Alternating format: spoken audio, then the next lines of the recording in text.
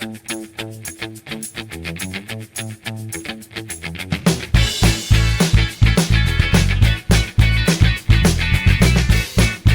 aí pessoal, beleza? Aqui quem fala é a Mema Zumbi e sejam bem-vindos a mais um vídeo do nosso canal, da Mestre Mandou Fandubs. No vídeo de hoje eu vou dar algumas dicas sobre voz de pensamento, mais precisamente eu vou falar de reverberação. Então o que seria essa voz de pensamento, né? A princípio nós temos aquela voz, a voz normal quando o personagem tá falando, o boneco tá lá falando e tal, mas tem aquele momento em que ele não tá falando pra fora, né?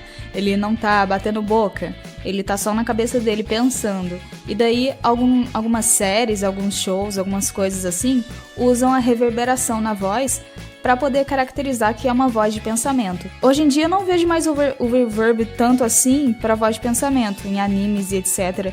Eu vejo mais o reverb em coisas tipo recapitulando cenas passadas. Aí é tanto para voz normal quanto voz de pensamento, tanto faz. A voz de pensamento mesmo, ela tem se modificado, tem ficado menos ecoada, menos reverberada. Então eu tenho aqui um teste, a gente vai ver como é que ele tá, né? Cru. Essa gravação é um teste. Não me diga.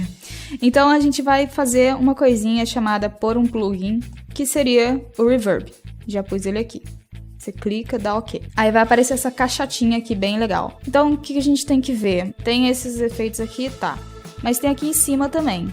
Então vocês podem mexer, eu sugiro que vocês mexam bastante até vocês descobrirem, porque cada coisa que você mexe aqui em cima, ele muda aqui embaixo. O que eu acho que você deveria saber de básico, assim, isso daqui vai mexer nos ecos. Eles vão ficar muito aparentes quanto mais você sobe aqui, e eles vão ficar menos aparentes quanto mais você desce. Por isso que, de vez em quando eu tenho que fazer uma voz de pensamento ou alguma coisa que precisa de reverb, quando os personagens estão num ambiente, assim, que precisa de eco, eles estão num depósito grande, eles estão debaixo da terra num serviço de encanamento lá, maior escurão, maior esquisito. Se eles estão numa caverna, esse tipo de coisa. Não é fácil, mas a gente tem que, né, saber editar para poder passar essa verossimilhança. Isso aqui seria mais pro volume, ele ajuda bastante no volume. Eu nunca mexo nesse daqui, então ele sempre fica no 0. E eu mexo nesse daqui quando eu quero fazer, não voz de pensamento nem nada, mas eu não lembro com quem que eu aprendi isso em Fandub, mas eu pego as falas e eu costumo deixar elas quando eu tô editando aqui no Vegas, numa Fandub e tal, numa cena que for. Eu tiro bastante isso daqui, eu coloco acho que 60, menos 60 dB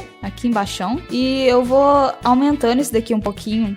Fica um efeito mais... eu não sei explicar direito, mas vocês, se vocês mexerem aí, vocês conseguem perceber o que é esse efeito. Que a voz, ela vai ficando mais evidente, ela fica até um pouco duplicada quanto mais eu subo, então é bom não subir muito. Às vezes eu ponho assim no 15, sabe? No máximo, assim, no 15. No menos 15, aliás. Mas aí vocês têm que ver aí por si mesmos, porque pra cada pessoa vai ter uma coisa melhor. Eu nem mexo nisso aqui, nisso aqui, nisso aqui. Tem a ver com um segundo que vai começar o eco, esse tipo de coisa. E, nossa, nesse daqui muito menos, nunca mexo. Então vamos mostrar, por exemplo, como é que seria um eco do Rich Hall. Essa gravação é um teste.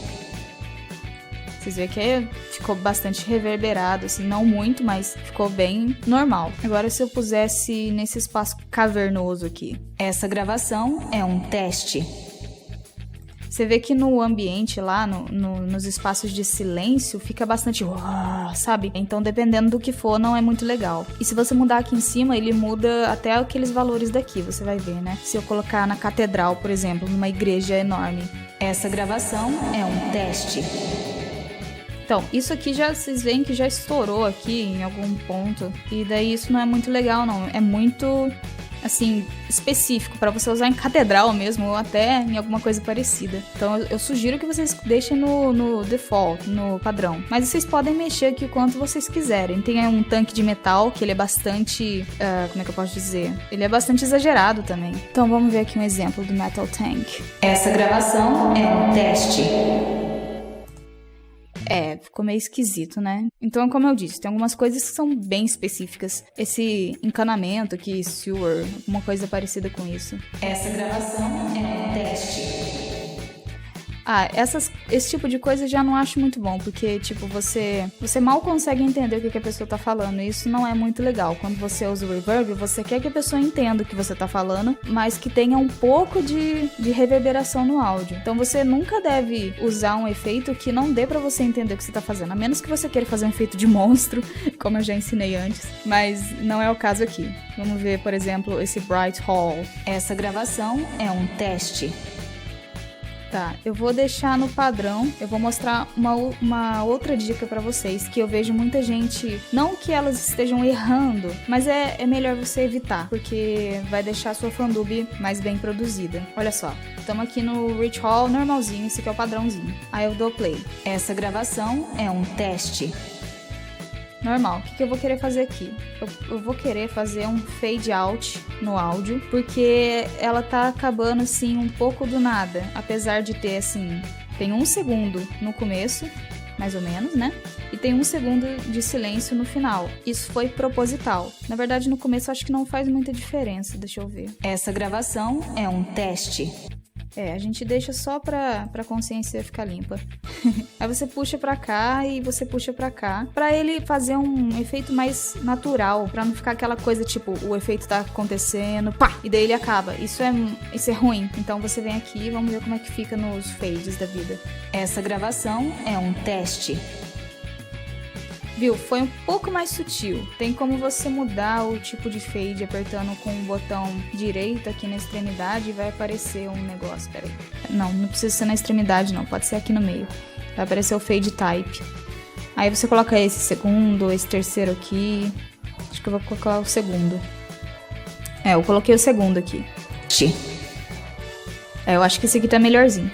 Por que isso é importante? Por que você não pode fazer, por exemplo... Aquela hora eu cortei aqui, né? Algumas pessoas costumam fazer isso. Elas pegam a fala, a pessoa manda fala, ou ela mesma grava a fala. Chega na hora de editar, ela faz isso. Por quê? Porque a pessoa tem um ruído no microfone dela, ou porque eu tenho um ruído no meu microfone. E eu não quero que ele apareça, tal. Apesar de eu ter tirado com todo o esforço do mundo, ainda fica um ruidinho. Eu não quero que ele apareça, então eu vou tirar o começo silencioso com ruído e o final silencioso com ruído. Ok, isso é compreensível, as pessoas fazem isso mesmo. Mas para reverb, isso não é legal. Você precisa ter um espaço. O negócio não pode acabar do nada, senão vai acontecer isso daqui. Essa gravação é um teste. Entendeu? O reverb seria o quê? Seriam uns ecos de ecos de ecos de ecos de ecos. Mas o eco precisa de espaço para ele continuar acontecendo sonoramente. Então, se ele não tiver nenhum espaço, ele vai acabar de um jeito meio bruto. Olha só esse corte. Sabe? Isso não é legal. Então, quando você tiver uma voz de pensamento, ou uma voz reverberada que seja, você deixa esse espaço. Você vê, assim, qual espaço é melhor. Na hora de gravar, você deixa esse espaço. Entendeu? Porque daí não vai ter problema mais tarde. Teste. Até aqui, eu acho que eu poderia ter feito até um espaço maiorzinho. Agora eu já não vou mais conseguir, mas na hora de gravar você fica esperto para isso então. Então o caso mesmo aqui seria usar o fade out. Teste.